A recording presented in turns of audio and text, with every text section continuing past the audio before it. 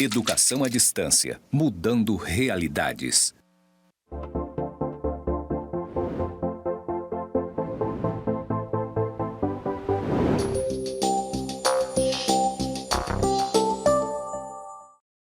Olá, tudo bem? Eu sou a professora Fernanda Amaral e esta é a disciplina de Gestão Financeira e Orçamentária em Organizações Públicas. Eu estou aqui no estúdio do IFRO Campus Porto Velho, Zona Norte. Ao fundo tem uma parede branca com os dizeres EAD mudando realidades na cor verde. Bom, agora irei fazer minha audiodescrição.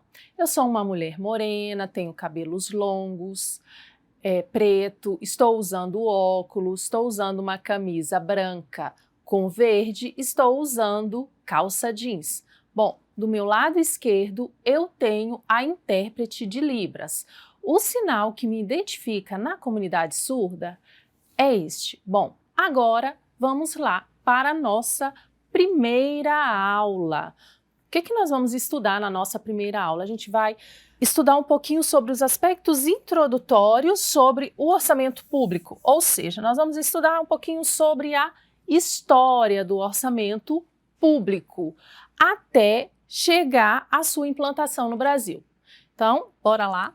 Sobre a história do orçamento público, inicialmente ele foi implantado o orçamento público onde? Na Inglaterra. Então, ele iniciou na Inglaterra em 1217, a partir da cobrança de tributos. Então, naquela época, a grande preocupação era a fonte de recursos para custear as despesas. Bom, naquela época também já iniciou o quê? Um orçamento para cada exercício, que deveria ser elaborado por quem? Pelo parlamento, não pelo executivo. Bom, agora, as principais contribuições para a história do orçamento que nós temos hoje no Brasil vem da França. Então, lá na França, o que nós incorporamos no nosso orçamento? O princípio da anualidade que nós temos hoje, da universalidade, o orçamento organizado anualmente e a votação do orçamento antes do início do exercício financeiro.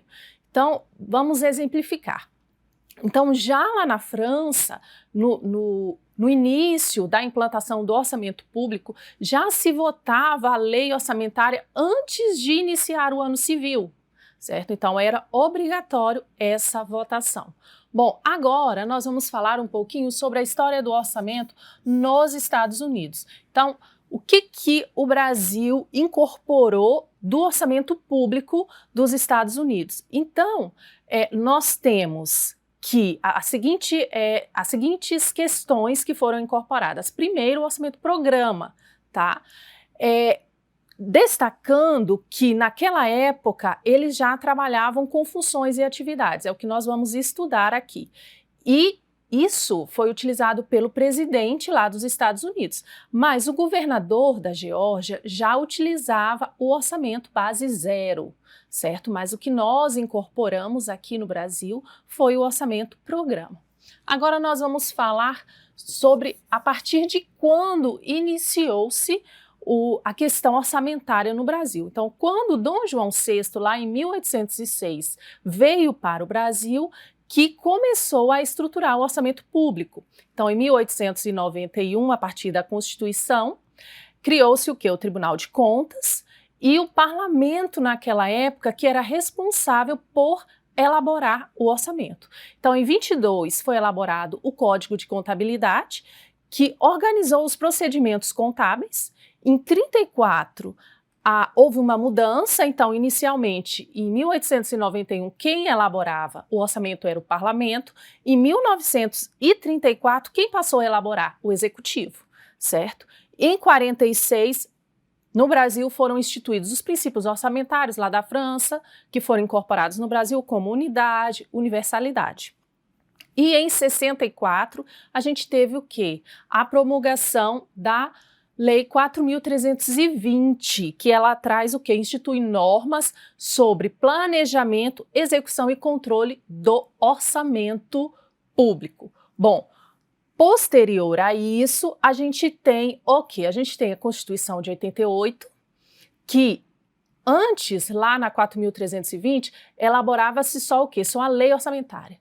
Então, a partir da Constituição de 88, teve a obrigatoriedade de quê? De se elaborar a Lei de Diretriz Orçamentária e o PPA. Então, lá no artigo 65 da Constituição, traz essa obrigatoriedade que faz o quê? O planejamento e o orçamento devem andar juntos. Aí a gente tem 2000, a Lei de Responsabilidade Fiscal, pelas questões dos gastos, que a gente estava com muito problema de controle dos gastos pelos gestores públicos. Então, em 2000, se implantou a Lei de Responsabilidade Fiscal.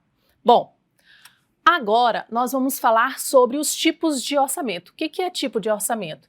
É uma metodologia, ou seja, como se faz o orçamento.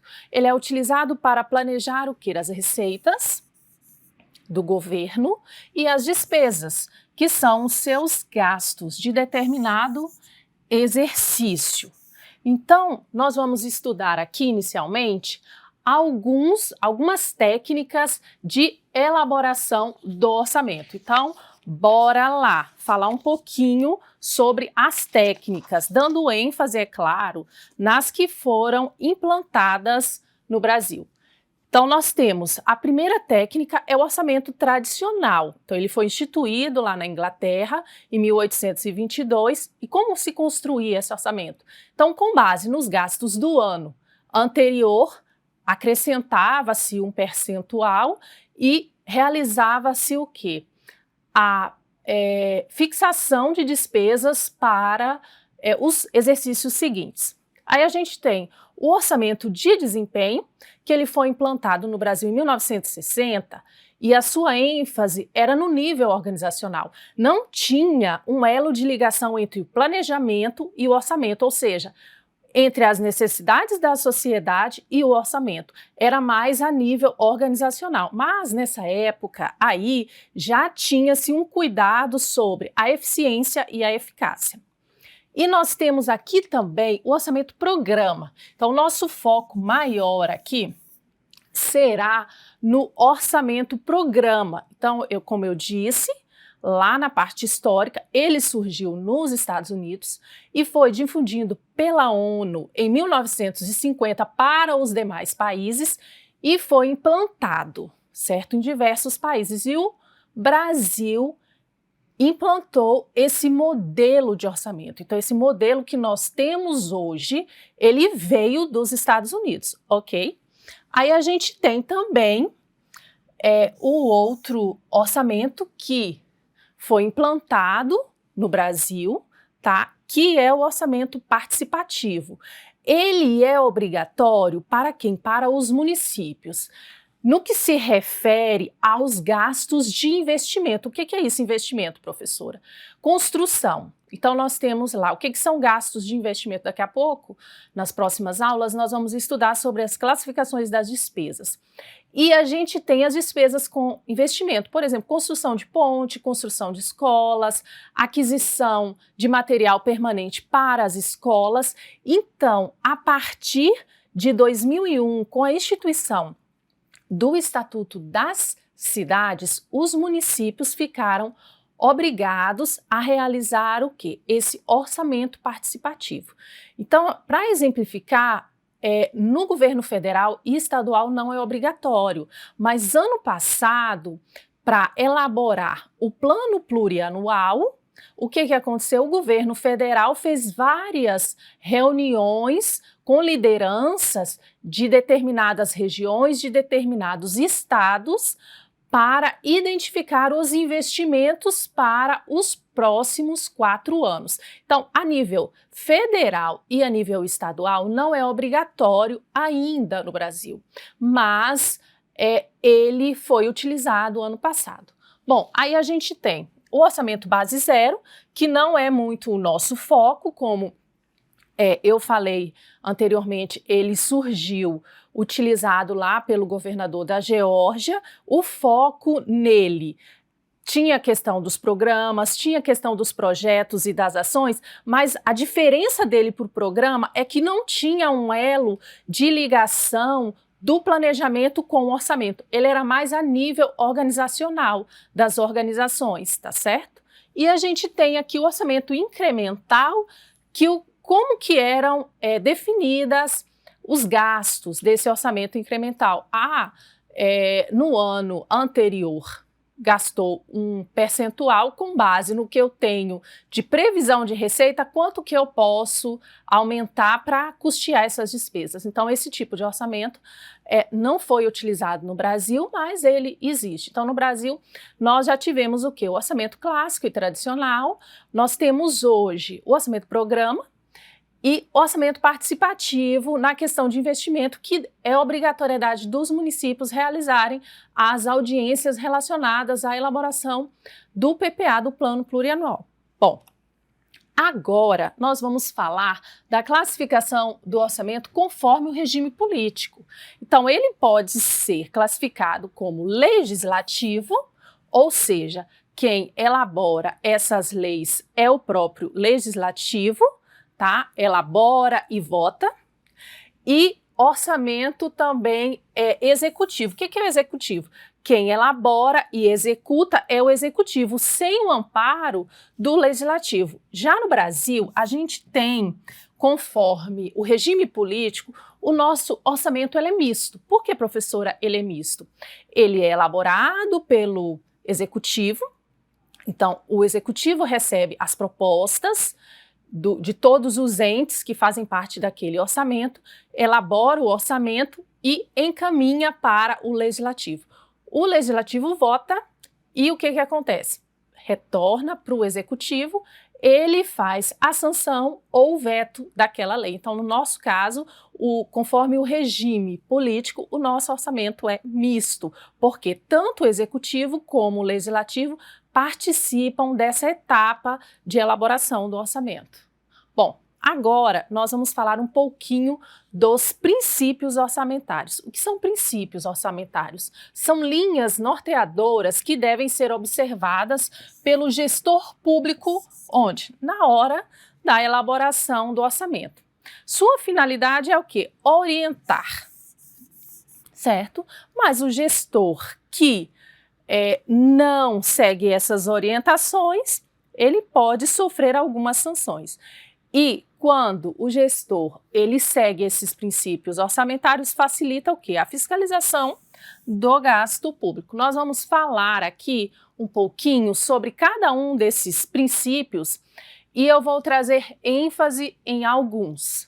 Bora lá.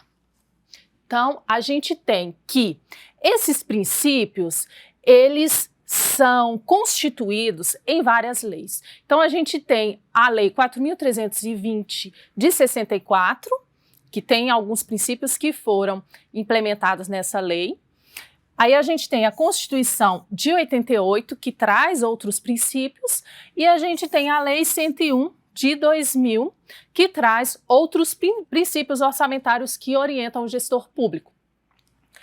Então, a gente tem o primeiro princípio, que é o princípio da unidade. O que esse princípio quer dizer? Deve possuir apenas um orçamento. Então, está onde? Está lá na 4.320 e na Constituição Federal, lá no artigo 165.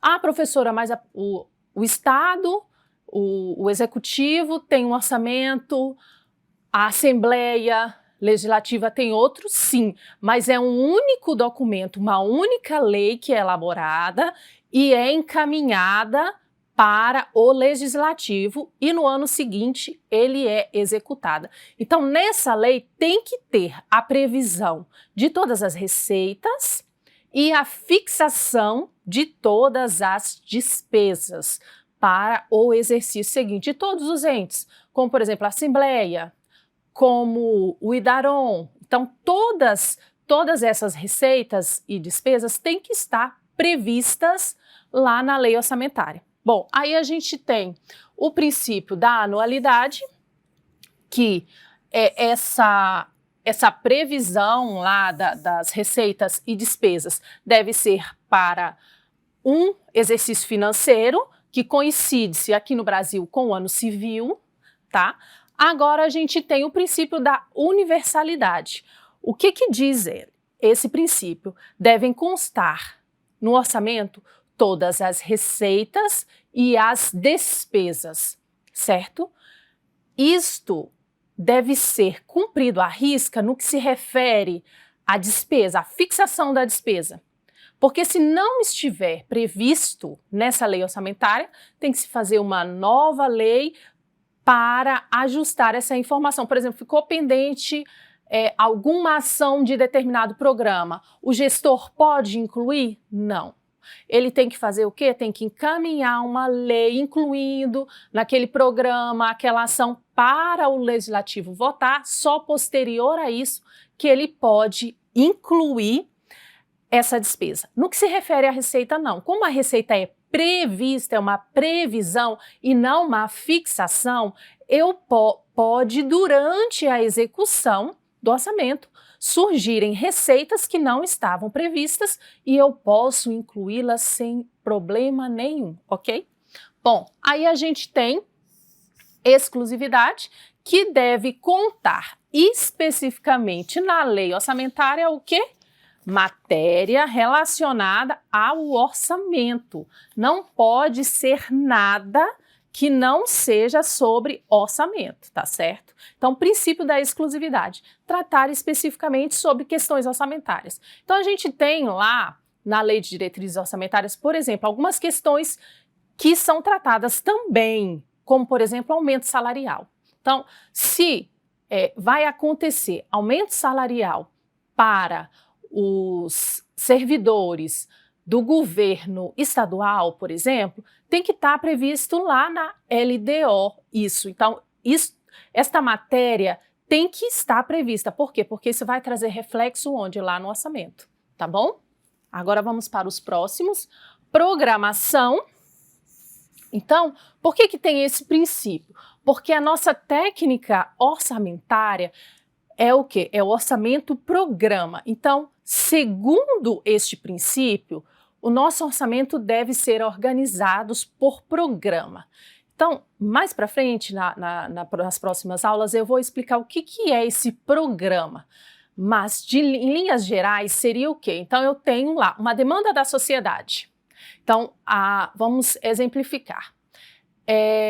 Os moradores lá do bairro Planalto necessitam de uma escola em tempo integral, certo? Então, essa demanda existe, o que acontece?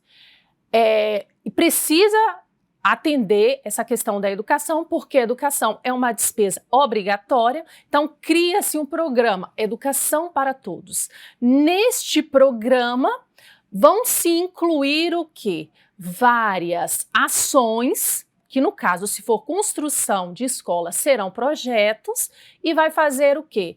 E no ano seguinte vai executar, é construção, então eu vou ter o quê? Elementos, despesas necessários para fazer essa construção. Vou ter outros também, como por exemplo, vou construir a escola, vou contratar professores, então tudo isso tem que estar previsto. Então, por isso, essa questão do princípio da programação, que ele tem que ser elaborado, o PPA, LDO, as metas e prioridades da LDO, todas puxam informações do PPA relacionado ao programa.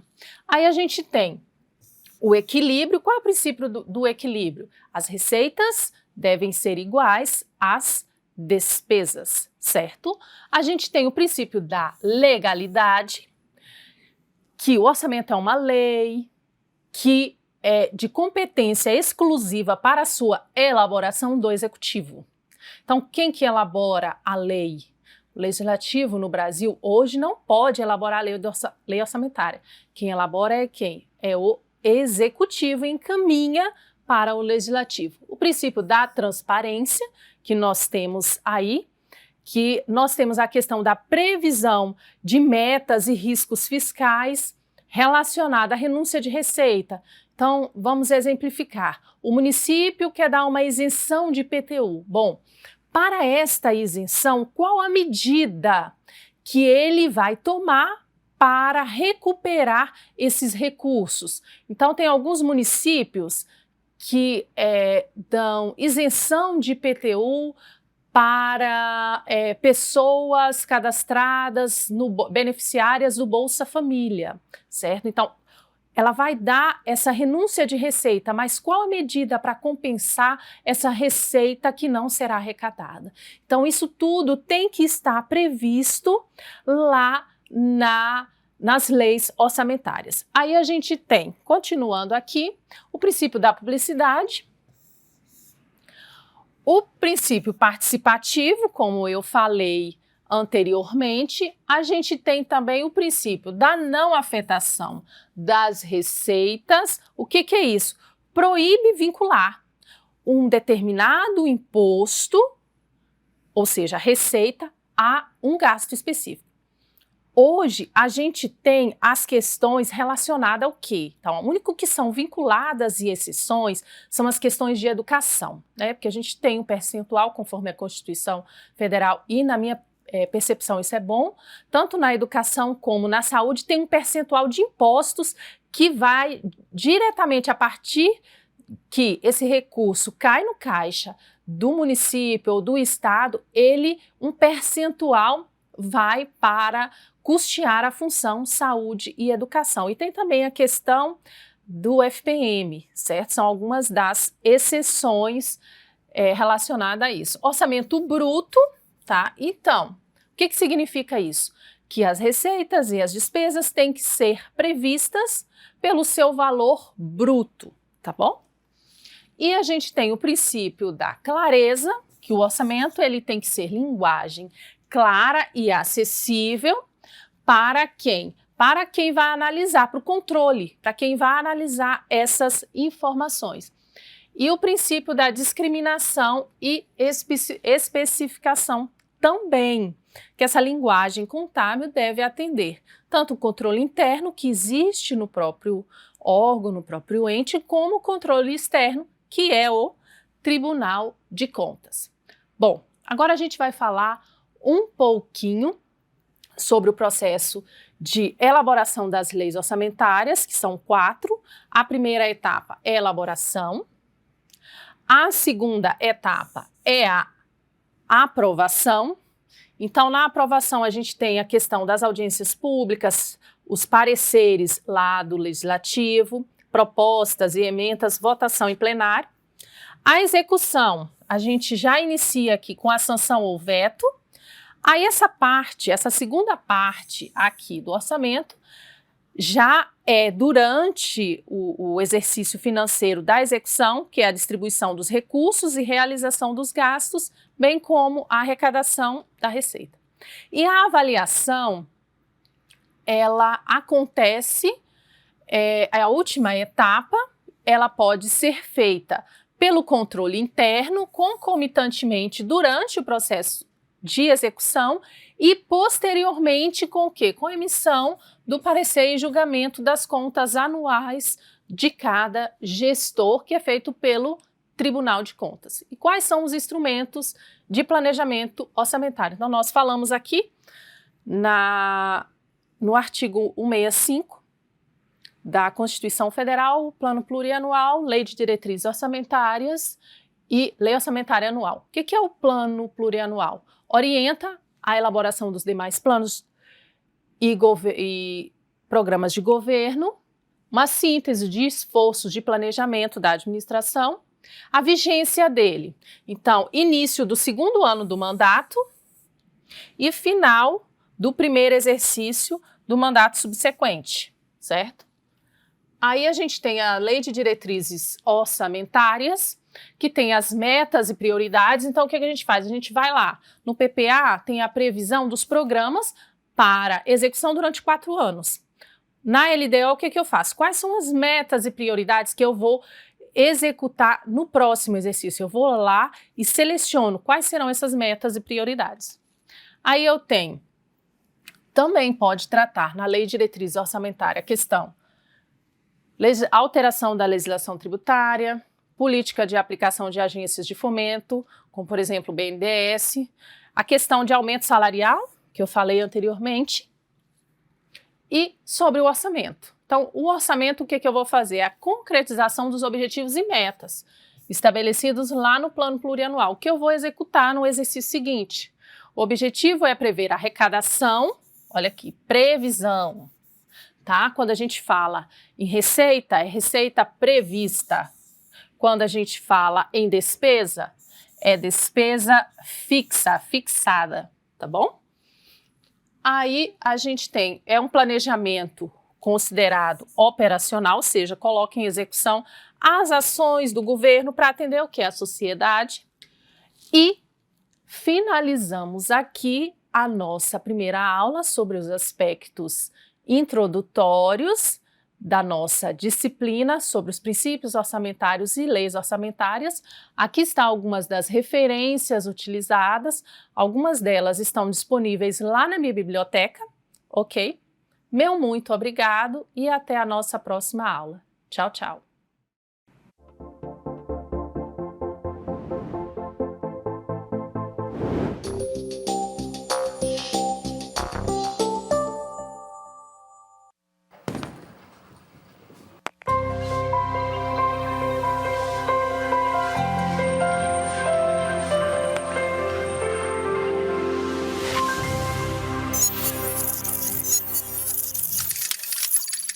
Educação à distância, mudando realidades.